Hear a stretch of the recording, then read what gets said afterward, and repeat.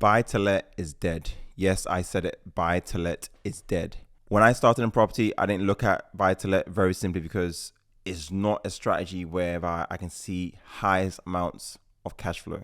If you're looking for high amounts of cash flow, buy to lets are very slow to scale in income. What I mean by this is an average buy to let might provide you 200, 300, 400, maybe £500 if you're lucky, right? And if you want to amass 5K a month, let's say, in profit from buy to lets, for example, you need to have 10 properties. One, the level of work required to buy 10 properties.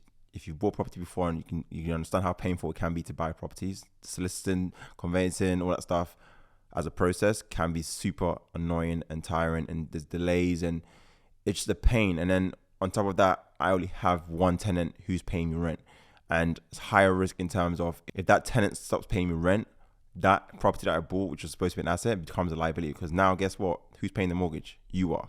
So these were things I looked at when it came to buy-to-lets, and I realized very quickly this isn't something that makes sense to me. In my opinion, what I see as a buy-to-let, like a building, let's say a building is like a block of flats that's got like at least 6, 7, 8 units in them, and they all rent out individually, and that whole block is under one mortgage. That's what I would deem as a buy-to-let. But to buy a family home, it's like a single home, single unit, and that's what I'm relying on to be able to pay my mortgage. Doesn't make sense. Some might say, oh, if you've got a portfolio of buy-to-lets, then yeah, it kind of has the same effect, right? And yes, it does. But like at the beginning, you're at high risk. You buy your first property, it might take another year to buy the next one. That whole year, you're hoping your tenant pays you every single month. The minute they stop paying you, you have a world of pain coming your way. With interest rates right now being the highest it's ever been, for sure, does not make sense to have a buy-to-let. Previously, you might have had a low interest rate, 2%. On average now, like 4 or 5% minimum is what you're looking at, which erodes the profit you'd make from a buy-to-let. So meaning that it's now you're buying a house and maybe you might make £100. Some might even not even make money. Like it just about covers the mortgage you got to pay on a monthly basis. So as a model, unfortunately, the good old buy-to-lets, people have done this for hundreds of years and it's worked really well and it's been quite a good way to kind of make money, doesn't really add up anymore. And I've to be fair, even before all of this happened, I've just never been keen on it. Like, and they tell you in when property education, oh, go and get buy-to-let. It's a good place to start. It's going to get you to understand how property work, property investing, managing tenants. These are things I don't want to be doing anyways. I've never managed a tenant. Like, just put some context around this, right? If you don't know who I am, I have built a £4.5 million portfolio. Like, guys, if I was to do using buy-to-lets, there's no way in hell I'll even generate the level of income I'm making. And again, just put income in context. There is £36,000 a month in revenue being generated from this portfolio. I don't know how many buy-to-lets I would need to have to be able to generate that level of income. It's definitely not, maybe close to 100 even. Like, I want to have as little as amount of properties generating that amount of money. That's what I see as a great portfolio, and not having hundreds of properties. And some like, I want to buy 100 properties. I'm like, it's fucking stupid. It doesn't make sense. Why would you want to do that? Like, it's just the maintenance and different location, one issue here, one issue there. Like, for me, anyways, each their own, right? I've just, I guess, understood the data around me, and I've looked at it and I've analyzed, and again, put some context around that. My background is engineering. I just look at data. I just look at information to be able to make informed decisions. And everything is telling me buy-to-lets isn't the route to go down.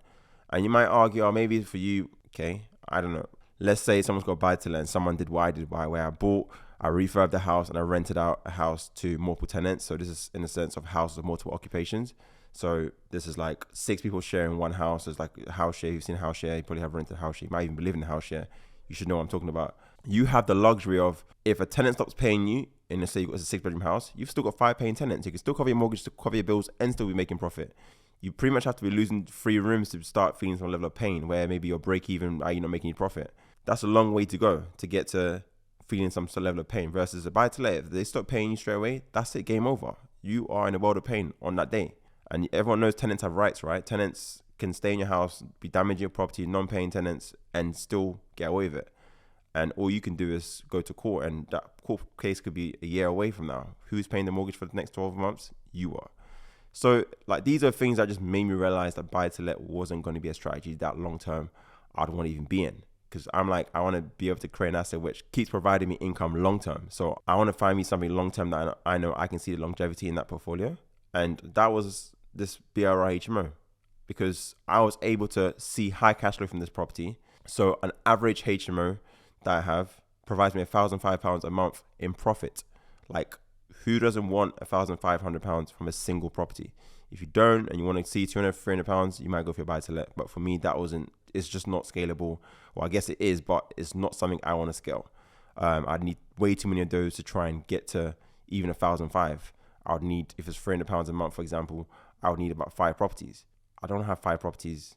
I'd rather have one that generates the same outcome. I have to buy 5 different types of properties, go through the process of buying these 5 different like, you've just even doing the maths on it, like each property on average takes 2 to 3 months. So if it's, let's say it's 2 months, and each time I've got to spend 2 times 5, so 10 months to buy 5 assets, right? Versus a HMO, it takes me the same level of time, because a house, whether it's a house, it's a HMO, same time, and it's going to take me 2 months to buy. So I'd rather spend 2 months buying an asset which I know I can convert into multiple units and see a much better return from that asset. Like, it's just a no-brainer. So for me, if you're interested in wanting to see high cash flow from a property, then the strategy you want to be focusing on is something called BRR HMO. I have taught a lot of people how to get into the strategy. I've done it for myself. Like I said, I built a £4.5 million portfolio. Great thing about myself, right? You can go around, do your research on me, see me wherever you need to look. The great thing about what I've done is I actually documented my journey, right? You can go back to see my first ever purchase. You can see me creating content from the beginning to where I am today. Like, it's been a long journey. I didn't just, I mean, I wasn't a silver spoon kid who had lots of money. I did the hard work, and now I'm in a position where I've taught people and they've all learned how to do the same thing and start to amass property for themselves, see high cash flow from these properties as well for themselves. And I've seen that to accelerate their income position from property a lot faster than they would have if they were to carry on buying buy-to-lets. I can't tell many people have come in and said, Alfred, buy-to-lets, and realizing, yeah, this isn't really what I thought it would be. It's not really working as well as it did. And as well, to be honest, the income from it isn't the best. So I want to start putting this money into bigger assets whereby there's actually much higher return on my money than if I were to leave that same amount of money in a buy-to-let. I wouldn't get anywhere near that. So if you're interested in transitioning from a low cash flow strategy such as buy-to-lets, where it's now pretty much dead, and moving to a high cash flow strategy whereby you're going to still making profits from your properties, even with the current high interest rates, then I've left a link in the description for you to be able to reach out to myself and my team. And we can go through and break down how you can go about doing this.